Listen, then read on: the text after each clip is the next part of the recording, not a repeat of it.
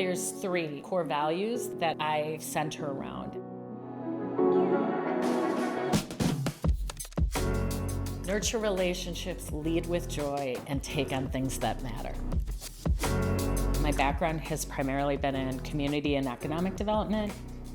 I saw the potential of something and said, let's get all the parties together and make it happen. Where there is a need, Laura is going to pick up the pieces and step into that role.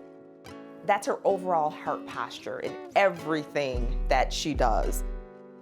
One of the programs that we have at MATC for manufacturing is computer numeric controls, or also known as CNC. We had learned about a program in California that is called the Uniquely Abled Project, and they actually built a program so that individuals that are on the autism spectrum could actually become CNC workers.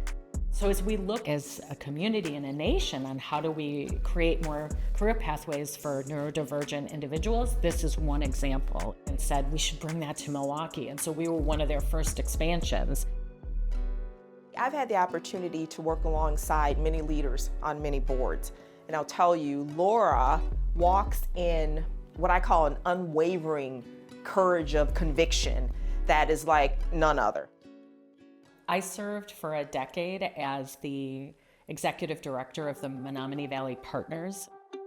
It was known as Wisconsin's largest brownfield because at the time it was literally a wasteland.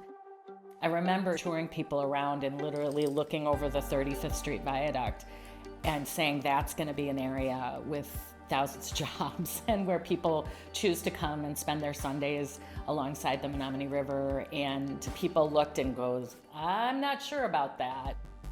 It required a huge amount of coordination between public and private sector and really getting the civic will to be able to make this a priority to bring that area back. Today we mark the birth of this park, a celebration of the life to come. Now when you travel through the valley, there's companies like Palermo's and Rishi Tea and Harley Davidson Museum, but then you also have the Three Bridges Park and the Hank Aaron State Trail. The brownfield designation actually was removed by the EPA because of all the cleanup efforts that we did together. Now, Laura is always going to be the first one to point back to her team and to others in her tribe who made that happen. It's not just the physical manifestation of what our community can become, but how do you actually work through relationships in order to make something happen?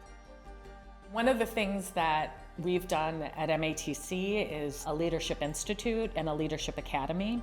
I was the first cohort of that group, so now every time a new cohort comes, I always like to go and talk about my own personal experience. She is always doing a self-reflection of herself.